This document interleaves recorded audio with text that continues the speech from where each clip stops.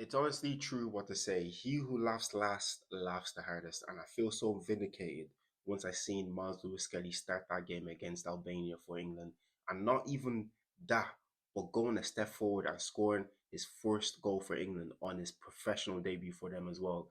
Like honestly, the word vitriol and borderline racist comments that he was receiving just for simply posing for a picture as an 18-year-old getting called up for your national team for the first time was just strange to me. But him slapping that goal in and everybody being forced to clap and cheer for him, it brought a joy to my heart like none other. Well, guys, welcome back to Emma Pitch Talk. You're locked in here with your boy Tobes. We're gonna wrap all this Myles Lewis-Skelly situation, the weird kind of vitriol that's been against him this whole week, and just what it means for him going forward as well. So if you do like the content, please do like, comment, and subscribe. Let me know your thoughts on this whole Myles Lewis-Skelly situation. Did you agree with the kind of abuse that he was getting? Do you think he's a bit of a cocky prick? Do you think he kind of needs to rein it in a bit, or if people are just going over the top? Because I believe people are just going over the top with this whole situation. Um, but guys, to get back to this whole Myles Lewis-Skelly situation, honestly, the word vitriol that I seen for this kid, him simply just posting for a picture and then doing a bit of media content just on his arrival for the England squad was just weird to see. People were saying that, oh, you can just tell he's a proper arrogant prick and blah, blah, blah, and all this kind of stuff. And I'm just like, how did you get that from a picture and maybe like a 10-15 second clip of him talking, which he says to the next teammate that's arriving, I hope you get here safely. I hope you get here safely. That's what he said. Boy, you want to say he's a cocky prick. And the weird thing for me is it's not even direct rivals of Arsenal Football Club that's just saying this. It seems to be every fan base is just lumping in. It's like what Michael Richards said a couple of seasons ago. When it comes to Arsenal or Arsenal players, everybody just wants to lump in. I don't get it. He's a really humble, nice kid. Yes, okay, he got two red cards. One of them rescinded, so it's technically only one. He might be a bit rash in the challenges sometimes, but you're 18. You have a rush of blood. Sometimes you lose your head a little bit, but to say he's a thug and all that kind of stuff and calling him a cunt, it just didn't sit right with me because you're literally bullying an 18-year old just for doing his job.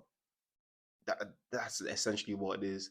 And I feel like the British media have a thing against young black confident men because they've been doing it for ages with Raheem Sterling. They've been doing it where Marcus Rashford we've been seeing somebody that literally fought the UK government to get kids free school meals. This is the person we're trying to vilify in the media because he likes to go out or on his free time he wants to go and watch an NBA game, which one of his own teammates was at said game as well. They didn't say anything about him, just made the whole headline about Marcus Rashford. Like it's just really strange to me, and to be doing this to such a young kid. I say his past like 6 to 8 months, this has been out of his wildest dreams. Playing for one of the biggest clubs in the world and one of the best managers around picked you for your national team, for your country. Like out of everybody in the country, he picked you to represent the country, to put on that shirt. Something that's a proud moment that then you posing for a picture has caused so much stir for people online that don't even know you. They've only been introduced to you for the past 6 to 8 months. It's honestly just wild to me. People just need to go outside and touch grass because I just can't grasp that concept to me in my mind. It's just really really strange. When he scored that goal against Albania, I was vindicated because I was just like, laugh now, say something now, like call him a cunt now because now you're forced to cheer for him because he scored for your country. And most of the people that abuse him were England fans as well. Obviously, it would be England fans. Who else would it be? And to me, the whole Myles Lewis-Skelly situation is even more weirder to me because the reason why people hate him is just because he done a simple celebration in retaliation to Erling Haaland asking him, "Who the fuck are you?" And then when Erling Haaland came to the Emirates, he got humbled, 5-1. Myles Lewis-Skelly was on the score sheet, and he said, "Okay, you're gonna ask me who the fuck I am. This is who I am." Done a celebration when he scored a goal on his head top, and that's literally all it is. Ever since then, people he's enemy number one.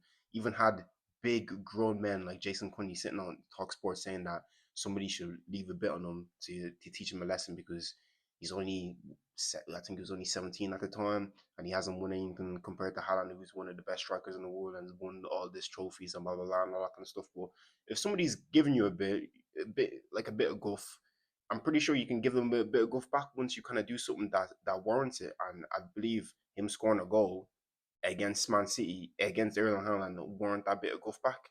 It's just really weird to me. They just want. I feel like they just want these back players just to be, a bit like N'Golo Kante. Quiet, reserved, don't really say anything. Just go by your business, keep your head down, be a good lad, get pat on the back, and just say, yeah, go on. You're one of the good ones, so they can say you're one of the good ones. And I like the fact that he has a bit about him because we need a bit more personality in the sport. We need a bit we need if we want them to be the enemy that everybody can hate on, that's absolutely fine. We need more enemies in football. You know what I'm saying? We need more players with personality, like I've said as well. But yeah, it's just really weird to me, the whole kind of weird media vitriol after he done that celebration. They'd even done analysis after that City game. I was about to say Liverpool. They didn't even do any analysis after that City game. They just talked about Myles Lewis-Skelly in celebration, which is just strange. But now that he scored his first professional goal for the English national team, still haven't seen a lot of media talk about it as well. Um, not a lot of news articles. Jamie Carragher hasn't said anything. Gary Neville hasn't said anything, which is all a bit strange to me as well. Oh, guys, let me know what you think. What's your thoughts and your opinions on Myles Lewis-Skelly? Do you think the hate that he receives is warranted, or do you think it's just a little bit over the top and the media just kind of need to rein in a little bit? But yeah, let's have a conversation about this, guys. So yeah, let me know. And like always, it's been your boy Tobes. Please do like, comment, subscribe, and all that kind of stuff, all that great stuff. I need you to like, comment, and subscribe so I can keep this light on as well. Please, you can see that light behind me. I need to be able to keep it on, so please just subscribe. But yeah, guys, I'll catch you in the next one.